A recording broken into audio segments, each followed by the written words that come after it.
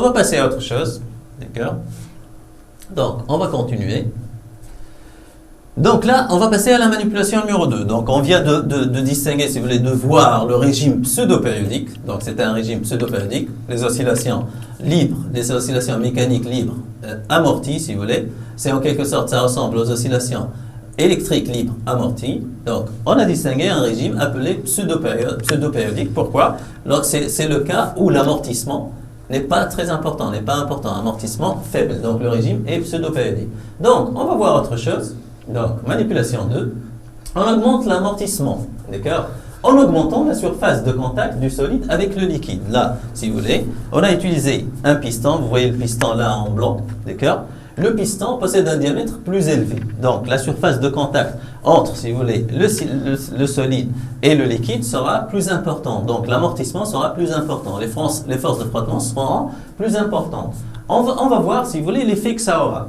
Donc, lorsqu'on enregistre, si vous voulez, donc là, lorsqu'on enregistre l'évolution de l'élongation X du centre de gravité du solide, on va trouver des courbes qui seront différentes de l'autre cas. Mais là, on va commencer par, si vous voulez, on va commencer par l'expérience.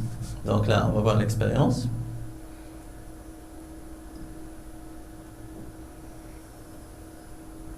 D'accord? Donc, on va voir l'expérience. On va écarter le solide. Voilà, on a écarté le solide de sa position d'équilibre. Vous remarquez que tout de suite, il revient. Voilà, là, il revient tout de suite à sa position d'équilibre, si vous voulez. D'accord? Donc, il n'effectue plus d'oscillation. Donc, on ne peut pas parler de régime pseudo-périodique. Là, on parle d'un autre régime, c'est le régime apériodique. Donc, si je veux suivre, si vous voulez, X, bien sûr, X en mètres, était en secondes ou bien millisecondes ou peu importe. Donc, vous avez remarqué que l'oscillation, si vous voulez, vous avez remarqué que le système, le solide, n'effectue plus d'oscillation. Donc, il commence à partir d'une certaine valeur X max et il revient à sa position d'équilibre sans effectuer d'oscillation. Donc là, je ne parle pas de régime périodique ou bien de régime pseudo-périodique. Donc, tout de suite, il revient, si vous voulez, à sa position d'équilibre. Donc, la durée n'est pas très importante, mais à un certain moment, si vous voulez, il revient à sa position d'équilibre. Donc, on va voir l'enregistrement, si vous voulez. Donc, voilà l'enregistrement. OK? Donc, là, vous voyez bien que, aussitôt, le solide, donc, voilà.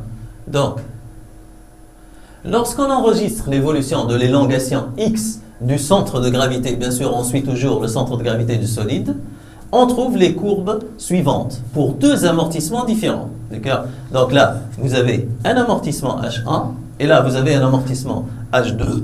D'accord? J'ai pratiquement la même allure, si vous voulez. L'unique différence, c'est que là, ça dure plus longtemps. D'accord? Donc là, ça revient à sa position d'équilibre, mais à une durée, si vous voulez, moins importante. Là, si vous voulez, c'est delta T1, je vais appeler ça delta T1. Et là, j'ai delta T2. Donc, delta T2, si vous voulez, c'est supérieur à delta T1. D'accord? Donc, forcément, là, pourquoi ça revient après une durée plus importante? Forcément parce que l'amortissement dans le deuxième cas est supérieur à l'amortissement dans le premier cas, si vous voulez. D'accord?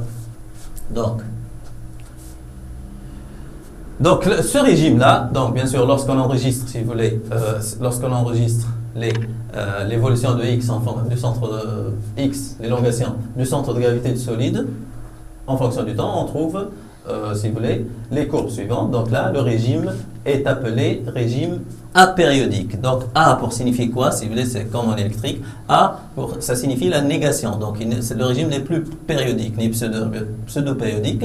Il est apériodique. D'accord? Donc, on va passer à autre chose. Voilà. Donc, on va passer, si vous voulez, maintenant, on va passer à l'étude théorique. D'accord? Donc, toujours on a des oscillations mécaniques libres amorties, bien sûr. On va étudier, si vous voulez, on va voir l'étude théorique. On vient de dire, si vous voulez, que la différence entre les oscillations mécaniques libres non amorties et libres amorties, c'est la présence d'une force de frottement. C'est, si vous voulez, le facteur amortissement. Là, en mécanique, si vous voulez, l'amortissement est représenté par, modélisé, représenté, si vous voulez, par une force F qui a une relation avec la vitesse, d'accord, bien sûr, qui dépend de la nature du liquide et de la surface de contact entre le solide, si vous voulez, et le liquide, mais aussi, elle a toujours un sens opposé à la vitesse. Donc, lorsque le solide se déplace comme ça, F est comme ça. Et lorsque le solide se déplace comme ça, F, elle va changer de sens. Donc là, vous pouvez, si vous voulez, pour ne pas avoir des problèmes lors de l'établissement, bien sûr, lorsqu'on va faire l'étude théorique, c'est essentiellement, si vous voulez, l'établissement de l'équation différentielle. Donc, pour établir l'équation différentielle, vous avez toujours les 4 éléments de réponse. Donc, au lieu de schéma de circuit en électrique, là, on aura le schéma du système. Au lieu des flèches tension, on aura les flèches force. Au lieu de la loi des mailles, on va appliquer la relation fondamentale de la dynamique, la RFD. Et finalement, on va aboutir à l'équation différentielle. Donc là, les forces sont importantes. Donc, rappelez-vous que F et la force T, c'est si vous voulez, la tension du ressort, d'accord, ont le même sens. Donc, si le solide se trouve au-delà de sa position d'équilibre, donc la tension tente à le ramener à sa position d'équilibre, donc le solide se déplace comme ça, la force de frottement, si vous voulez, elle est opposée à la vitesse, donc elle aura le même sens que T. Si le solide est là, donc le solide est comprimé, si vous voulez, d'accord, la force, la tension du ressort essaie de le ramener à sa position d'équilibre, là il est en train de se déplacer comme ça, donc la force de frottement, elle est opposée à la vitesse, donc elle aura le même sens que T, d'accord. Là aussi on a un autre point important, si vous voulez, c'est la représentation de la force de frottement. Là, il faut oublier la force de frottement qui est une force de contact. Lorsqu'on a un solide et deux solides, contact entre deux solides, un solide et un plan. Là, si vous voulez, vous avez l'habitude de représenter la force de frottement en choisissant le milieu de la surface de contact, d'accord, comme point d'application. Mais là, il faut faire attention, c'est un frottement visqueux. Donc, il y a présence d'un liquide. Et dans un liquide, le solide baigne, plonge dans le liquide. Donc, le point d'application, si vous voulez, de la force de frottement sera le centre de gravité. Donc, il faut bien faire attention. Donc, voilà la représentation des forces. Si vous voulez, le poids sort toujours par le centre de gravité. Il a une direction verticale orientée vers le bas.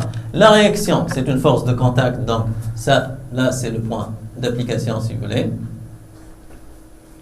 Donc, je vais choisir cette couleur. Là, c'est le point d'application. D'accord?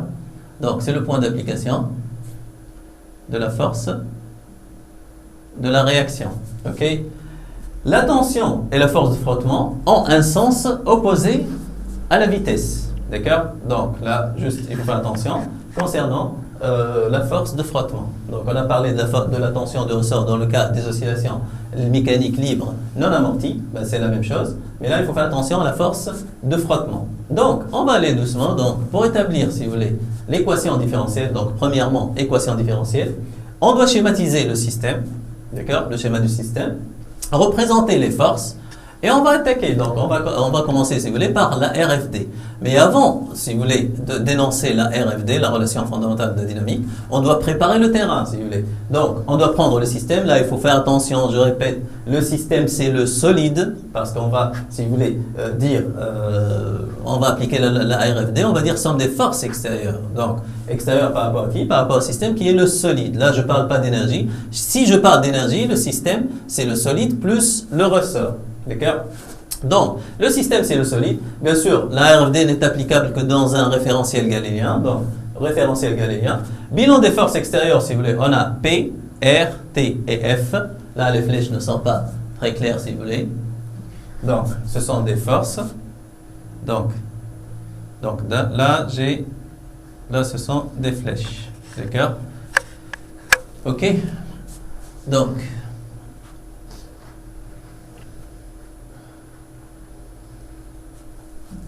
voilà. Donc, On va continuer. On va appliquer la RFD. La RFD nous dit quoi? Somme des forces est égale à MA. Donc P plus R plus T plus F égale à MA. Or, si vous voulez, P et R, si vous voulez, P et R sont orthogonaux, si vous voulez, à l'axe. D'accord? Donc, leur projection, ça va donner quoi? Si vous voulez, leur projection, ça va donner 0. Donc là, T et F, si vous voulez, là, j'ai pris ce cas-là. Donc, c'est le sens opposé. Donc, j'aurai quoi finalement, si vous voulez? Donc, on va continuer là.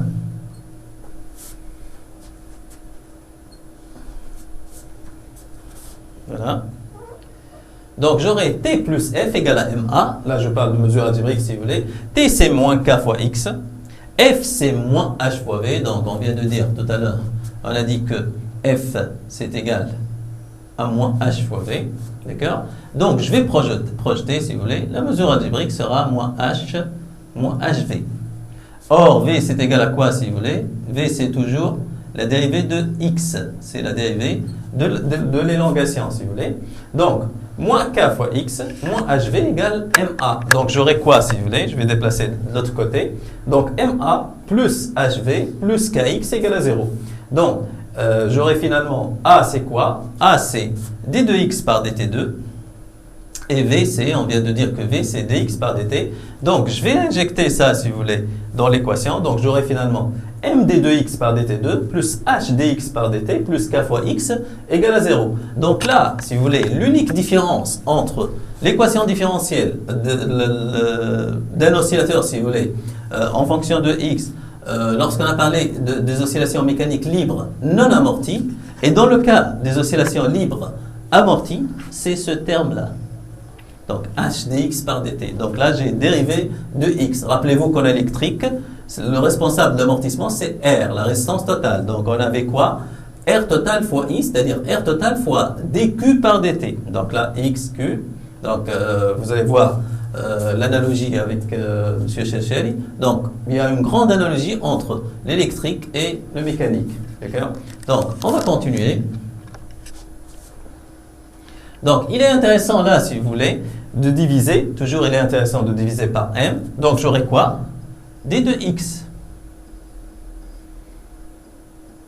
par dt2.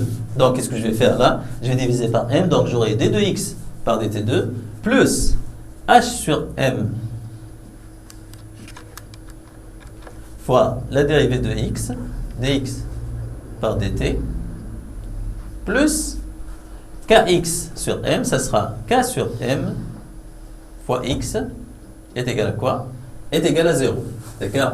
Donc là, si vous voulez, le terme là, vous le connaissez, k sur m, c'est quoi? C'est oméga 0 carré, si vous voulez. Là, c'est un terme qui est plus ou moins important, donc ça dépend de h, donc c'est dû à l'amortissement. D'accord? Si j'ai plus d'amortissement, si vous voulez, si je barre ça, donc on n'a pas de force frottement, on aura d de x par dt2 plus k sur m fois x égale à 0. Donc c'est l'équation différentielle lorsque je parle d'oscillation mécanique libre non amortie. Mais là, puisque c'est amorti, donc c'est ce terme-là qui est responsable de l'amortissement, si vous voulez. D'accord? Donc, on va continuer. Donc là, m d 2x par dt2 plus h dx par dt plus kx égale à 0. Ou bien, de l'autre façon, d 2x par dt2 plus h sur m dx par dt plus k sur m fois x. C'est l'équation des oscillations mécaniques libres amorties.